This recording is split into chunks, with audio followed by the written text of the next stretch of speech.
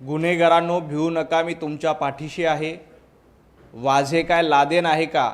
ही tagline देवेंद्रजी फडणवीस साहेबांची नाही तर उद्धवजी ठाकरे यांची होती. हे जनाब संजय राऊत विसरले असतील. ज्या पद्धतीनं महाविकास आघाडीमध्ये मुख्यमंत्री असताना उद्धवजी ठाकरे यांनी गुन्हेगारांना पाठीशी घातलं, वाझेसारख्या बॉम्बस्फोटचा कट रचणाऱ्या माणसाला पाठीशी घातलं, त्यामुळं भिवू नको, मी तुमच्या पाठीशी आहे, ही टॅगलाईन मुख्यमंत्री उद्धवजी ठाकरे यांची होती.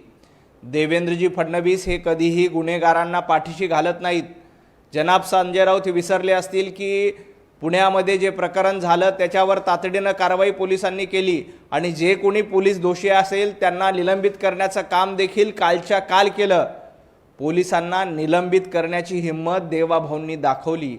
तुमच्यासारखं मुख्यमंत्री असताना वाझे काय लादेन आहे का म्हणून त्याचं समर्थन केलं नाही. हा उद्धवजी ठाकरे आणि देवाभाऊंमधला फरक आहे, हे संजय राऊत विसरले असतील. संजय राऊत, तुम्ही पोलिसांवर प्रश्नचिन्ह उपस्थित करताय, परंतु उद्धव ठाकरे मुख्यमंत्री असताना त्या सचिन वाझे यांनी बॉम्बस्फोटाचा कट रचला, त्याचं समर्थन उद्धवजी ठाकरे यांनी केलं होतं. त्यांना एका वाक्याने प्रश्न विचारण्याची हिंमत तुम्ही केली का? काल पुण्यामध्ये जेव्हा विषारी दारूचं प्रकरण समोर आलं तेव्हा जवळपास 5 ते 6 पोलिसांना निलंबित करण्याचं काम गृह खात्यांनी केलंय. कुठल्याही अधिकाऱ्याला पाठीशी घातलं जात नाही. जे कोणी दोषी असतील त्यांच्यावर कारवाई करण्याचं काम मुख्यमंत्री आणि गृहमंत्री असलेल्या देवाभाऊंनी केलेलं आहे.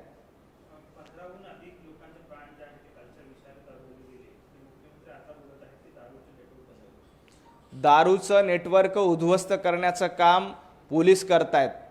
संजय राऊत सातत्यानं रोज उठायचं, खोटं बोलायचं. ज्या पद्धतीनं गांजा ओढून पत्रकार परिषद घेतली जाते, नशाबाजी करून पत्रकार परिषद घेतली जाते. संजय राऊत, तुम्हाला नेमकी कुठली हातभट्टी मिळते? रोज सकाळी सकाळी कुठली हातभट्टी संजय राऊत पितात आणि बडबड करतात? याचं उत्तर संजय राऊतांनी एकदा महाराष्ट्राला दिलं पाहिजे.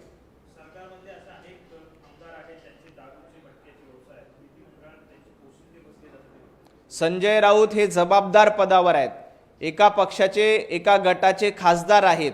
संजय राऊतांकडे पुरावे असतील तर संजय राऊतांनी त्या आमदारांचे पुरावे हे सकाळच्या पत्रकार परिषदेमध्ये सादर करावेत. संजय राऊतांना सकाळी पत्रकार परिषदेमध्ये ते सादर करायचे नसतील तर दिल्लीमध्ये संसदेमध्ये या संदर्भातले पुरावे द्यावेत. पुरावे काहीही द्यायचे नाही, फक्त माध्यमांसमोर येऊन वायफळ बडबड करायची. कुठल्या आमदाराचे अवैध दारू आहेत, कुठल्या आमदारांचे बेकायदेशीर धंदे आहेत हे संजय राऊत सांगण्याची हिंमत करणार आहेत का?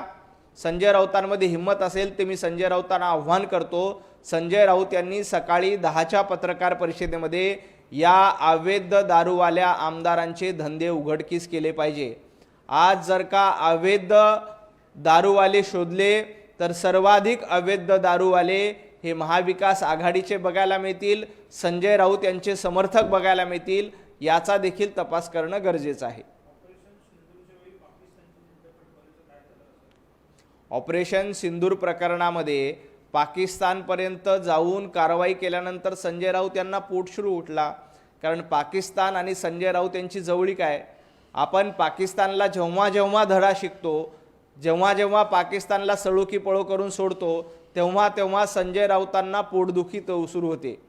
संजय राऊत, पाकिस्तानच्या दहशतवाद्यांचा खात्मा केल्यानंतर रुदाली करणारे संजय राऊत तुम्ही, ऑपरेशन सिंदूर केल्यानंतर त्याचे पुरावे मागणारे तुम्ही, जेव्हा आपण दहशतवाद्यांना कंठस्नान घातलं, त्यांना यमसदनी पाठवलं, तेव्हा सर्व दहशतवादी जिवंत आहेत अशा पद्धतीचे मुक्ताफळ उधळणारे तुम्ही उभाटा गटाचे प्रवक्ते शोभत नाहीत तर पाकिस्तानचे प्रवक्ते म्हणून शोभता. पाकिस्तानची गुलामगिरी करणं, पाकिस्तानची चाकरी करणं हे तुमचा धंदा झालाय.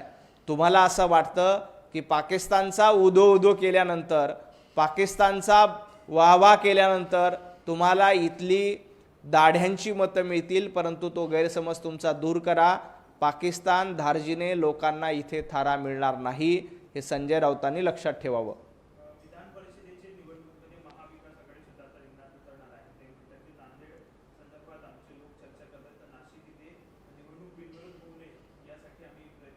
संजय राऊत विधान परिषदेच्या 17 जागावर महाविकास आघाडीचे 17 उमेदवार उभे केले तरी काहीही फरक पडणार नाही। विधान परिषदेच्या 17च्या 17 जागी महायुतीचा विजय होईल याच्यामध्ये अजिबात शंका नाही।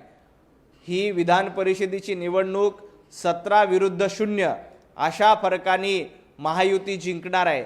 तुम्ही नांदेडवर दावा करा, हिंगोलीवर दावा करा, परभणीवर दावा करा, नाही तर न्यूयॉर्कवर दावा करा किंवा पाकिस्तानच्या रावळपिंडीवर दावा करा, काहीही फरक पडत नाही।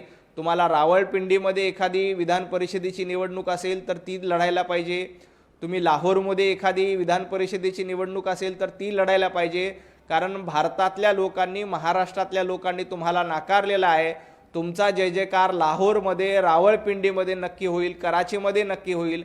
त्यामुळे संजय राऊतांनी कराचीमधला, लाहोरमधला एखादा मतदारसंघ निवडून आपल्या पक्षातील लोकांना तिथली विधान परिषद कशी मिळेल याच्यासाठी प्रयत्न करावा, कदाचित तिथे तुम्हाला विजय मिळेल।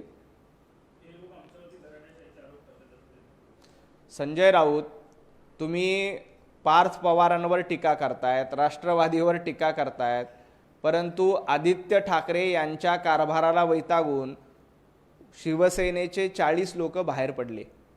आदित्य ठाकरे यांची दादागिरी महाराष्ट्रानं बघितली।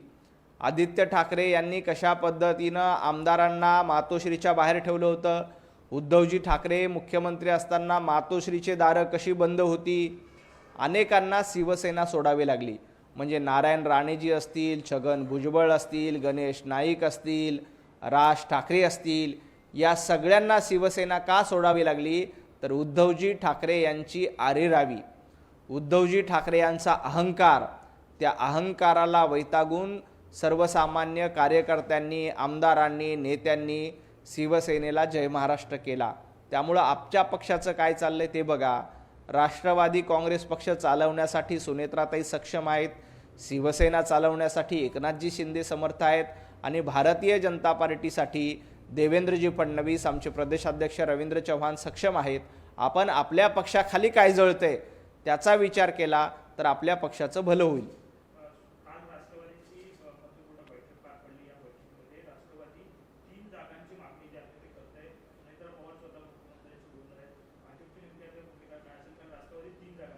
महायुतीचा फॉर्म्युला जवळपास निश्चित झालाय। आज संध्याकाळपर्यंत किंवा उद्या दुपारपर्यंत याबद्दलची अधिकृत घोषणा होईल। महायुतीमध्ये कुठेही रस्सीखेच नाही। आम्ही भारतीय जनता पार्टी म्हणून, शिवसेना म्हणून आणि राष्ट्रवादी म्हणून एकसंघ आहोत। नाशिक आणि काही जागांवर थोडंसं चर्चा सुरू आहे। ही चर्चा आज संध्याकाळपर्यंत अंतिम टप्प्यात येईल आणि त्यानंतर महायुतीचा फॉर्म्युला निश्चित होईल। एक फॉर्म्युला आमचा ठरलेला आहे, 17 विरुद्ध 0, म्हणजे 17 महायुती आणि 0 महाविकास आघाडी, हा फॉर्म्युला या घडीला ठरलेला आहे। या फॉर्म्युल्यानुसार 17 विरुद्ध 0 अशी लढाई होईल आणि 17 जागी महायुतीचा विजय होईल।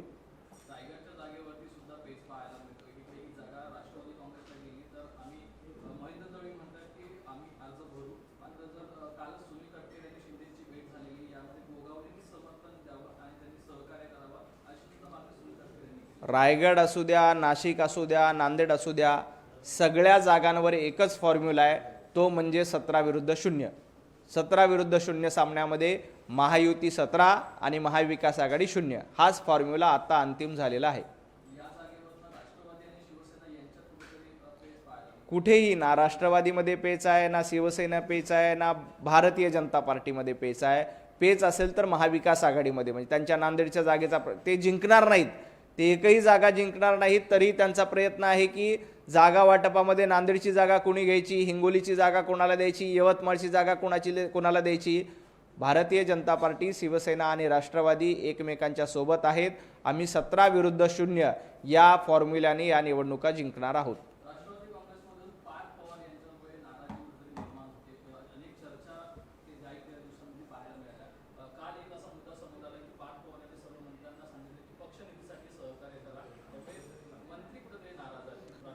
हा राष्ट्रवादीच्या अंतर्गत मुद्दा आहे, परंतु एक गोष्ट लक्षात घेतली पाहिजे, सुनेत्राताई पवार या पक्ष चालवण्यासाठी समर्थ आहेत।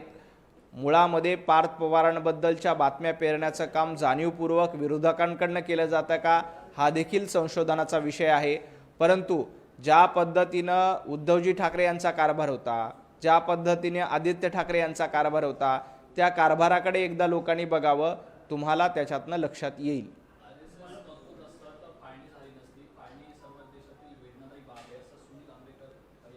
सुनीलजी आंबेकरांनी जे वक्तव्य केलं ते अतिशय योग्य आहे। त्यावेळेला राष्ट्रभक्तीचा विचार पुढे ठेवला असता, अखंड भारताचा विचार पुढे ठेवला असता, राष्ट्रीय स्वयंसेवक संघाची ताकद त्यावेळेला जास्त असती तर निश्चितपणे फाळणी झाली नसती। फाळणीला जबाबदार कोण आहे हे आपल्या देशातील जनतेला माहीत आहे। या देशाचे दोन तुकडे कोणामुळे झाले तर ते काँग्रेसमुळे झाले। काँग्रेसला हा देश एकसंघ ठेवायचा नव्हता।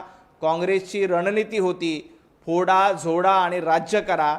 त्या रणनीतीप्रमाणे त्यावेळेला या देशाची फाळणी झाली आणि अखंड भारत होऊ शकला नाही, हे इतिहासातलं वास्तव आहे।